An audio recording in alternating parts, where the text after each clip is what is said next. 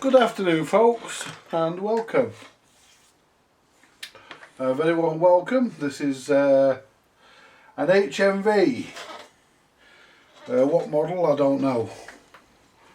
But I dare say if I find my spectacles, wherever they are, watch me fall out of my chair trying to reach my fucking glasses. There we go.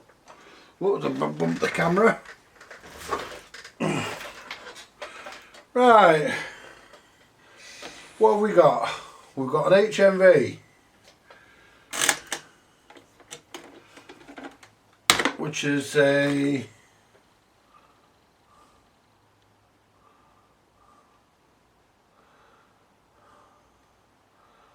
a 2028, and it has a BSR UA of some description, not sure which fucking one. That's why these screws down. This is just coming, I've just taken this in. I've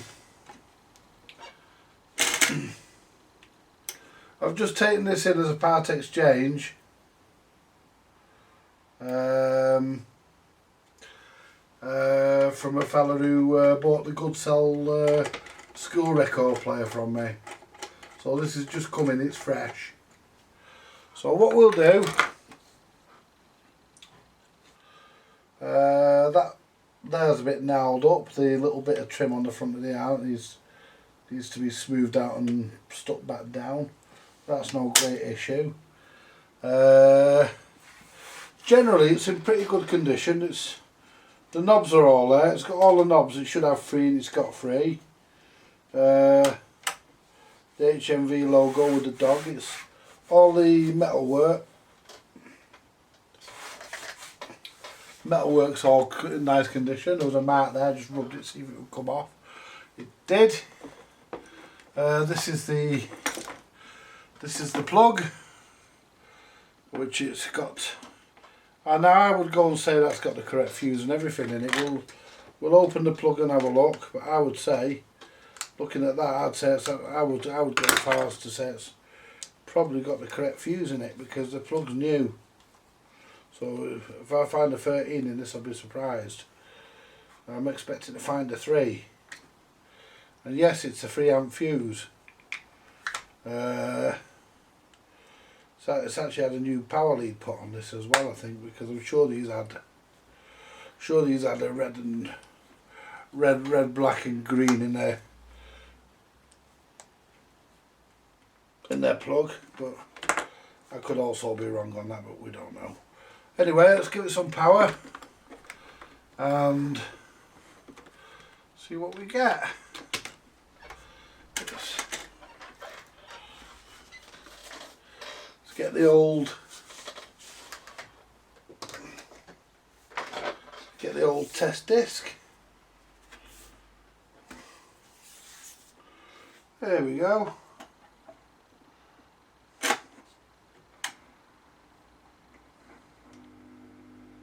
Got a bit of hash in the amplifier.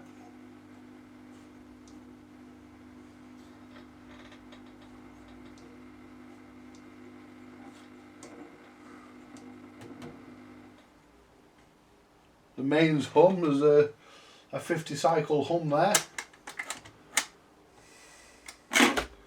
We're on 45, we want to be 33. The automatic mechanism works.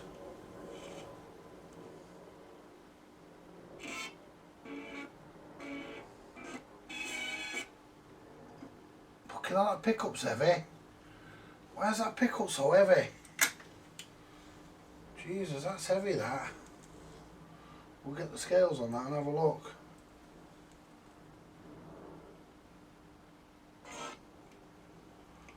Right.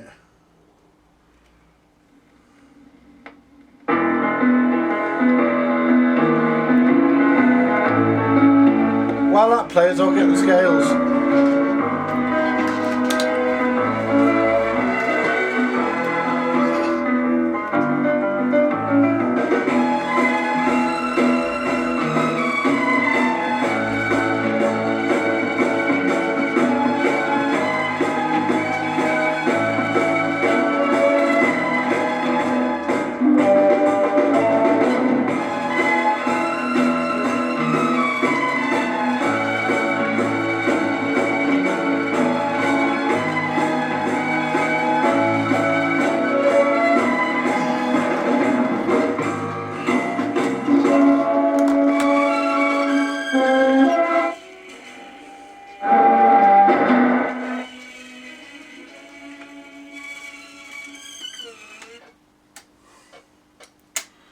The auto changer works. The stylus is fucked.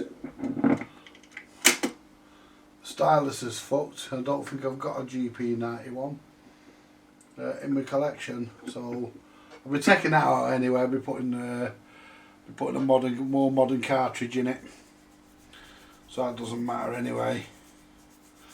I'll be putting a stereo compliant cartridge in it,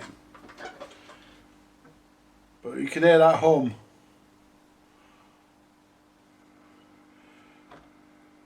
So let's get the record off and see what the arm weighs, because that arm weighs more than what I think it should, and it doesn't even look as though it's got the original tone arm spring in that either. So let's have a look. What were you? Ooh. I'm going to hazard a guess. Oh shit! And I've just run over my glasses with my chair. Shit! Ah.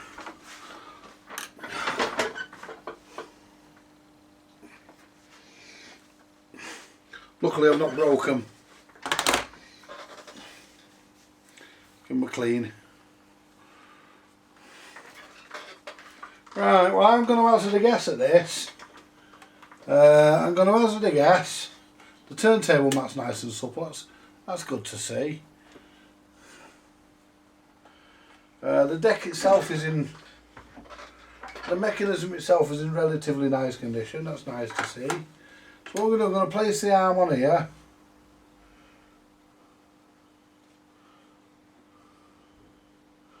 Would help if we turn the scales on. Whoops.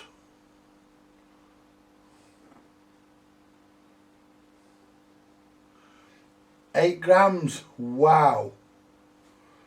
8 grams. 8 grams. Wow.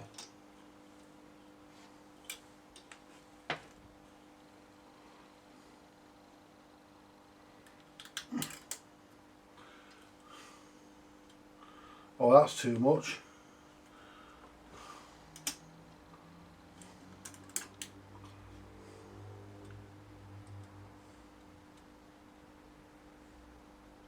Seven. Fucking hell. Didn't come down by much, did it?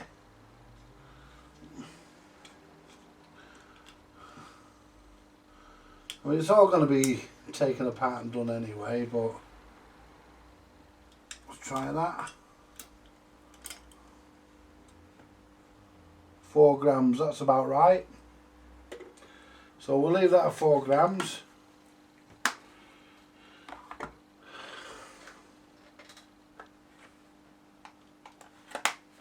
Let's see what kind of stylus we've got on the other side. Is it LP or 78? Just pop a record on. There we go.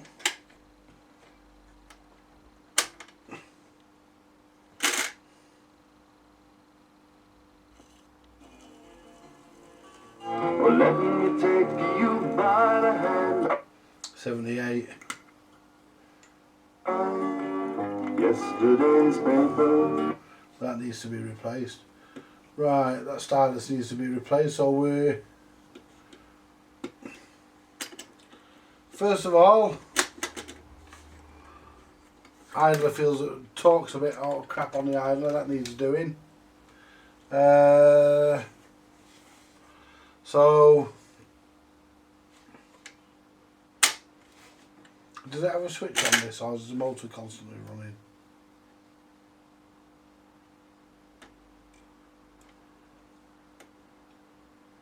Motor's constantly running, which means it probably doesn't have a transformer. It doesn't have a transformer in this model. It has a... or probably uses an overwind off the motor to drive the amp. Because why would you need the motor to continuously run? But that's no problem. I'll soon find out. I'm going to look at the manual now. It's the HMV 2028. Should have that. Leave them there.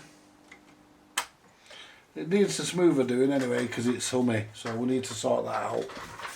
Anyway, I'm going to leave that there, folks. I'll call that as part 1.